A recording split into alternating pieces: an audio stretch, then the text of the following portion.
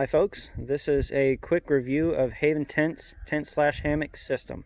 So I'm going to talk a little bit about the things that I like and dislike about this system. I really like the overall concept.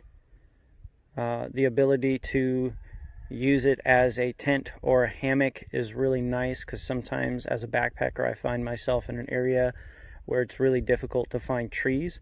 And I don't want to spend forever looking for trees, so it really helps if I could just set it up as a tent for the night really quick before I move on the next day. The next thing that I like about this is the flat lay.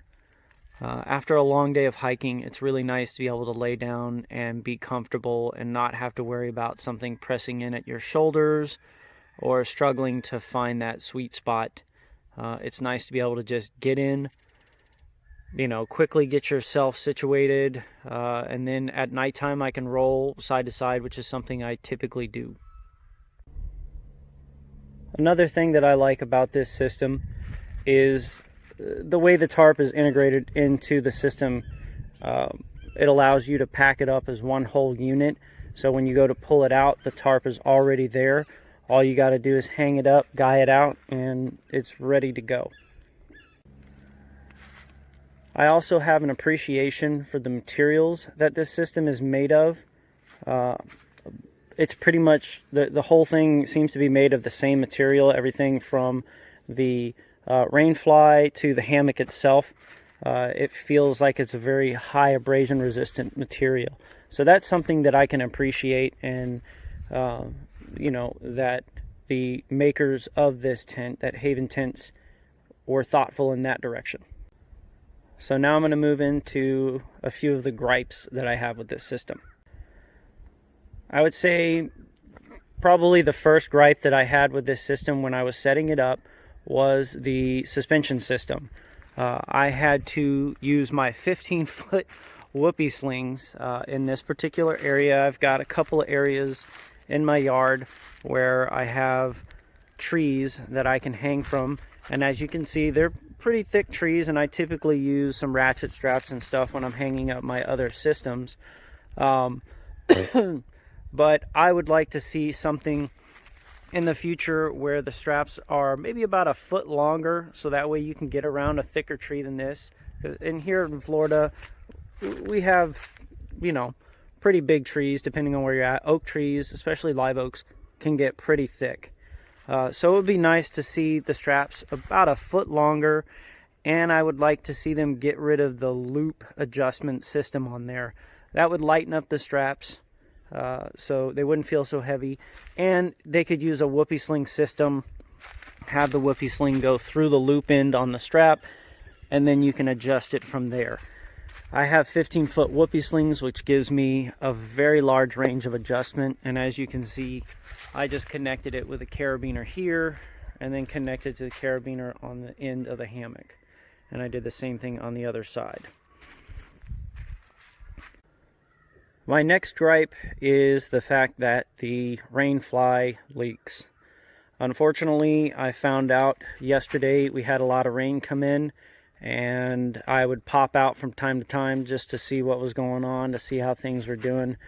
And it didn't take long for the rainfly to start leaking. And I know exactly why it's leaking, because I've dealt with it with other tarps that I've purchased online. The reason why is the tie-outs underneath. What happens is the water seeps through the threads down into the tie-outs below, and then just drips off the end of the tie-out into your system. So it looks as though they've attempted to correct that, but it didn't work with mine for some reason. I guess maybe they didn't get enough coverage for whatever this, I assume some kind of a silicone material. So I don't know. I noticed drips at the head and the foot end, and I was a little disappointed with that, because that's not something I want to have to deal with when I'm out there hiking and I get a deluge, and now it's dripping water in my face and on my feet. So a little disappointed. Another thing that I have a gripe with is the material. I did mention before that I have an appreciation for their thoughtfulness in using abrasion-resistant material or higher abrasion-resistant material than what most companies would use. As a backpacker, I feel that doing the entire thing in that material is unnecessary, and it adds unnecessary weight. You know, I'm always trying to find something that's a little bit lighter. If the lighter it is, I understand you're going to lose some quality in there. It's not going to be as abrasion resistant. But that being said, to me, a rain fly or tarp doesn't really need to be that high of an abrasion resistant. And I don't believe the walls of the tent need to be that high of an abrasion resistance either. I understand that the tub or the bottom, the base of it does, because it will be laying on the ground, and that makes complete sense, and I wouldn't have a problem with that. But I'd like to see lighter weight materials used here and in the rain fly. They could, obviously those materials are going to be easier to rip, so if they put this area where the spreader bars are and just reinforce that area, I'm sure they'd be okay. Again, talking about materials, but this time separate from the tent itself, is the sleeping pad. It is really heavy. I think it's like 1 pound 12 ounces is what the sleeping pad weighs. That's really heavy. I hope that thing has a really high R value of insulation on it, because that's definitely got some weight to it. When I lifted that thing up, and I was like, wow, man, this thing is quite heavy. And I'm not a person that uses a lot of air pads, but I do know what is and isn't heavy. So this has definitely got some weight. And a lot of that has to do with the little foot pump that you can see all the way down at the end there on the left. That adds a lot of weight that, as a backpacker, I would see as unnecessary. So if the company would offer a pad, a lightweight pad versus their heavyweight pad.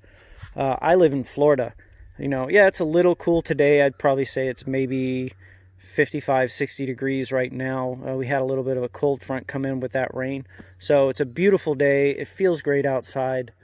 I would not need anything that has a very high insulation value here in Florida. So they could shave some weight in that respect. Giving people options, which is a wonderful thing. If your company offers options, the ability to customize it to your needs, that makes it so much better. Another thing that I have, not that big of an issue, it's just me being nitpicky, is the guy line system. It's pretty cheap. I would say it was, kind of like a last minute thing. Hey, what do we do for guy lines? Just throw some paracord in there. It's got reflective paracord on it. At least it seems like paracord to me. So,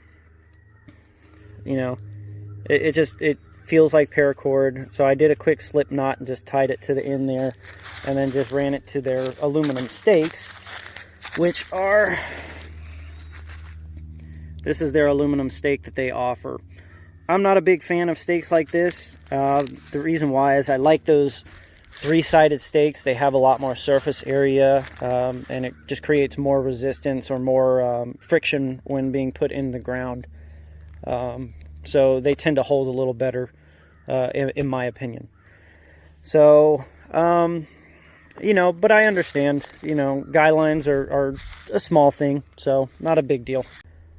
All right, my next gripe, and my number one biggest gripe, is the width of this. It's far too narrow for me to be comfortable.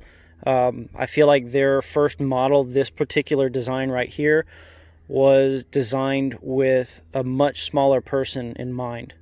The average male, I want to say it's like right around 5'9" and 160 pounds, 170 pounds. I'm not sure where that's at, but I'm 5'9" and I'm 190 pounds. A little soft around the center, but not a big guy. And I'm really pressed in on the sides here. If I lay down on my back and I put my arms to the side, it's actually very uncomfortable. The sides themselves, right here, press in on my arms and shoulders really, really you know, a whole lot. You know, there's a lot of pressure right there, way more than I would get in a bunched in hammock. Additionally, this material, the strap that they use as part of the weight bearing system, as well as the zipper itself, feels a little abrasive up against my skin. Not really that big of a deal, but when it's pressing in on you, you notice it a lot more.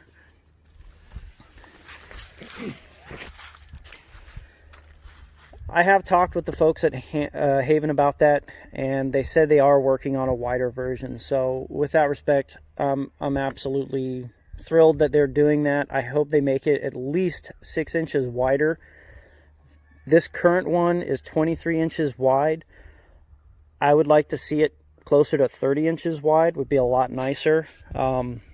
So yeah, for me, because it's so narrow, it's just not going to work out for me. So I'm definitely going to be trying to return it, or if somebody's interested in it, I'll be happy to sell it to you at a slightly discounted rate from what I paid for it, because it hasn't really been used, and it only spent a day out in the rain. So it's in top-notch condition, basically like 99.9% brand new. So if anybody's interested, I'll be putting it up for sale.